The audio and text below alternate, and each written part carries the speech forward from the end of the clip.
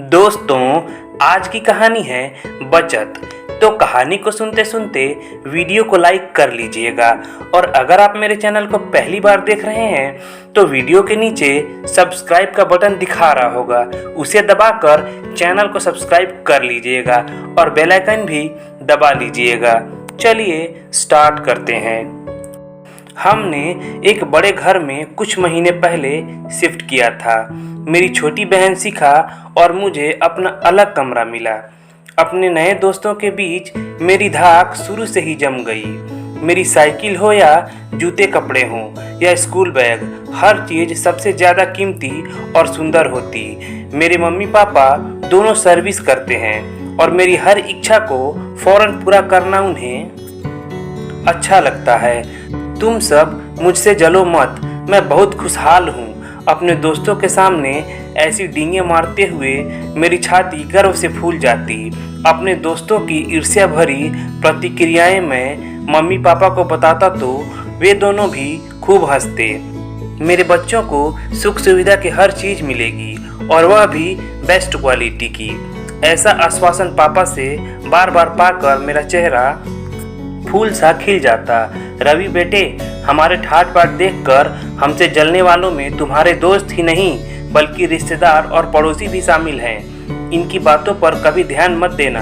कुत्तों के भूखने से हाथी अपना मस्त चाल नहीं बदलता है। ईर्ष्यालु दोस्तों को सुनाने का मैं कोई अवसर नहीं चूकता। मम्मी पापा दोनों अच्छी पगार जरूर लेते, पर फिर भी उनकी मासिक आय थी तो सीमित ही। घर के खर्चों में कटौती वे करते नहीं थे। बाजार में सुख सुविधा की आई कोई भी नई चीज हमारे घर अधिकतर पड़ोसियों के यहाँ आने से पहले आती। हर दूसरे तीसरे दिन बाहर होटल में खाना खाने का चाव हम सभी को था। महंगे स्कूल की फीस, कार के पेट्रोल का खर्च, सबके नए कपड़े, मम्मी की महंगी प्रसाधन सामग्री इत्यादि नियमित खर्चों के चलते आर्थिक तंगी के दौर से भी अक्सर हमें गुजरना पड़ता। मम्मी पापा के बीच तनातनी का माहौल मैंने सिर्फ ऐसे ही दिनों में देखा।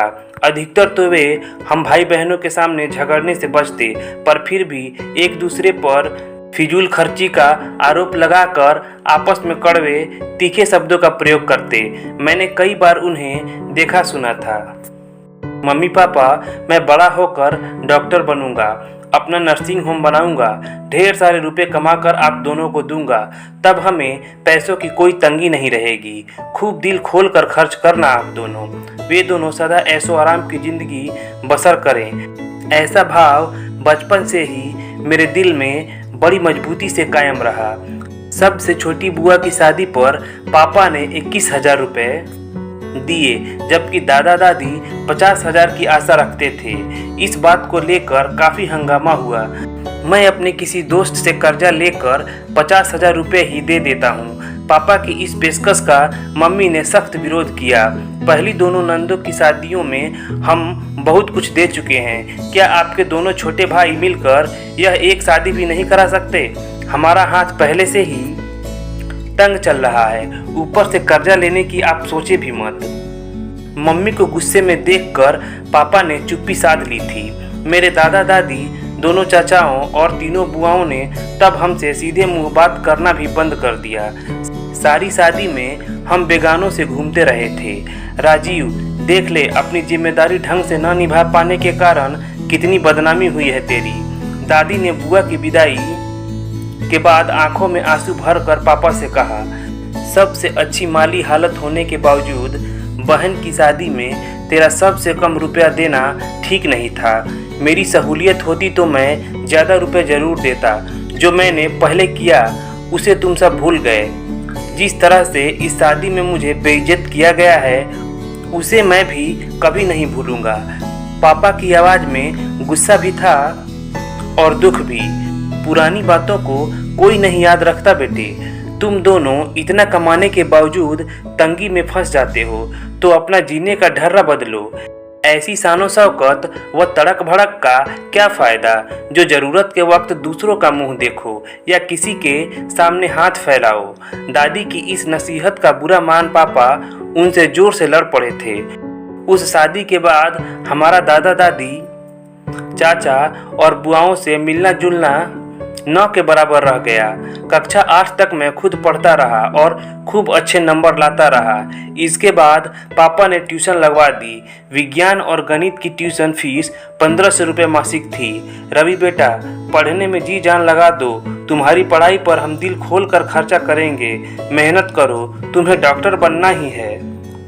मैंने काफ़ी मेहनत की भी थी, पर 10वीं कक्षा की बोर्ड परीक्षा में मेरे सिर्फ 75% नंबर आए। पापा मम्मी को इस कारण काफ़ी निराशा हुई। मेरी समझ से तुमने यारी दोस्ती में ज़्यादा वक्त बर्बाद किया था रवि। उनके साथ सज संवर कर बाहर घूमने के बजाय तुम्हें पढ़ाई पर ध्यान देना चाहिए था। अगर अच्छा कैरियर बनाना है तो आगामी 2-3 सालों के लिए सब शौक छोड़कर सिर्फ पढ़ने में मन लगाओ। पापा की कठोरता व रूखापन मुझे बहुत बुरा लगा था। 11वीं कक्षा में मैंने साइंस के मेडिकल ग्रुप के विषय लिए। अंग्रेजी को छोड़कर मैंने बाकी चारों विषयों की ट्यूशन पढ़ने को सबसे बढ़िया व महंगे कोचिंग संस्थान में प्रवेश लिया। वहाँ की तगड़ी फीस मम्मी पापा ने माथे पर एक भी सिकन डाले बिना कर्जा लेकर भर दी। कड़ी मेहनत करने का संकल्प लेकर मैं पढ़ाई में जुट गया। दोस्तों से मिलना और बाहर घूमना फिरना काफ़ी कम कर दिया। क्लब जाना बंद कर दिया। मेरी 12वीं कक्षा की बोर्ड की परीक्षा में मुझे 78% अंक प्राप्त हुए, लेकिन किसी भी सरकारी मेडिकल कॉलेज के लिए हुए कंपटीशन की मेरिट लिस्ट में मेरा नाम नहीं आया। मेरा डॉक्टर बनने का सपना अब प्राइवेट मेडिकल कॉलेज ही पूरा कर सकते थे। उनमें प्रवेश पाने को डोनेशन व तगड़ी फीस की ज़रूरत थी। करीब 15-20 लाख रुपए से कम में डॉक्टरी के कोर्स में प्रवेश लेना संभव न था।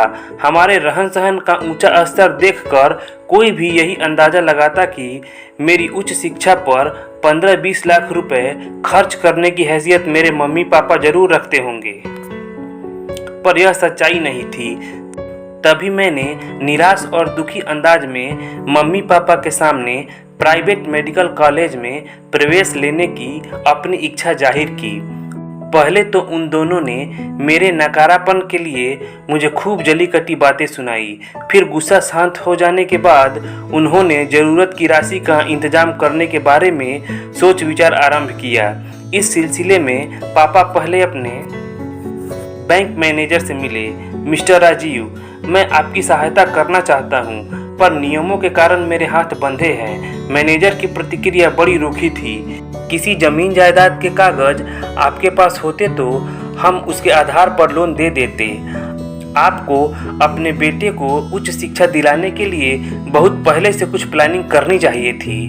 मुझे अफसोस है, मैं आपकी कोई सहायता नहीं कर सकूंगा। क्लब में पापा के दोस्त राजेंद्र उनके ब्रिज पार्टनर भी थे। काफ़ी लंबा चौड़ा व्यवसाय है उनका।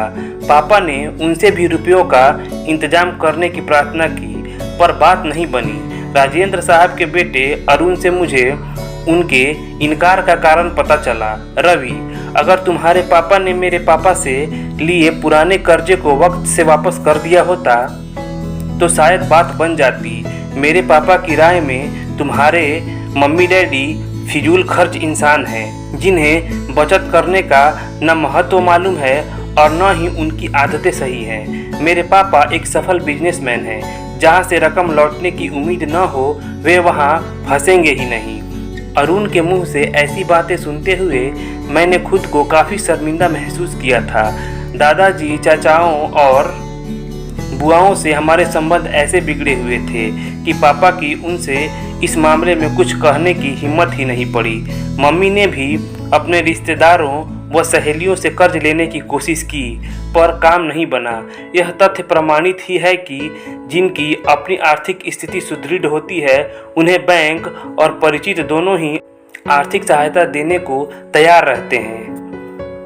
अंततः मेडिकल कॉलेज में प्रवेश लेने की तिथि निकल गई। उस दिन हमारे घर में गहरी उदासी का माहौल बना रहा। पापा ने मुझे गले लगाकर मेरा हौसला बढ़ाने की कोशिश की तो मैं रो पड़ा। मेरे आंसू देखकर मम्मी पापा और छोटी बहन शिखा की पलकें भी भीग उठी। कुछ देर रोकर मेरा मन हल्का हो गया तो मैंने मम्मी पापा से संजीदा लहजे में कहा, जो हुआ है उससे हमें सीख लेनी होगी। आगे शिखा के कैरियर व शादी के लिए भी बड़ी रकम की ज़रूरत पड़ने वाली है। उसका इंतजाम करने के लिए हमें अपने जीने का ढंग बदलना होगा। मम्मी बोली, मेहनती और होशियार बच्चे अपने माता पिता से बिना लाखों का खर्चा कराए भी काबिल बन जाते हैं। रवि, तुम अपनी नाकामयाबी के लिए न हमें दोष दो और न ही हम पर बदलने के लिए बेकार का दबाव बनाओ। मम्मी एकदम से चिढ़कर गुस्सा हो गई। पापा ने मेरे जवाब देने से पहले ही उदास लहजे में कहा, मीनाक्षी, रवि का कहना गलत नहीं है। छोटे मकान में रहकर फिजूल खर्ची कम करके छोटी कार, कम खरीदारी और सतही तड़क भड़क के आकर्षण में उलझने के बजाय हमें सचमुच बचत करनी चाहिए थी। आज हमारी गांठ में पैसा होता तो रवि का डॉक्टर बनने का सपना पूरा हो सकता था। तुम ठीक कह रहे हो, मम्मी गहरी सांस छोड़ती हुई बोली। उसके बाद हमने दिखावा और फिजूल खर्ची पर लगाम लगाना और बचत करना शुरू कर दिया। अब हमारी आर्थिक स्थिति बेहतर है। तो दोस्तों, अगर कहानी अच्छी लगी हो तो प्लीज़ लाइक कर लीजिएगा और चैनल को सब्सक्राइब कर लीजिएगा। चलिए मिलते हैं अगले कहानी वाले वीडियो में। धन्यवाद।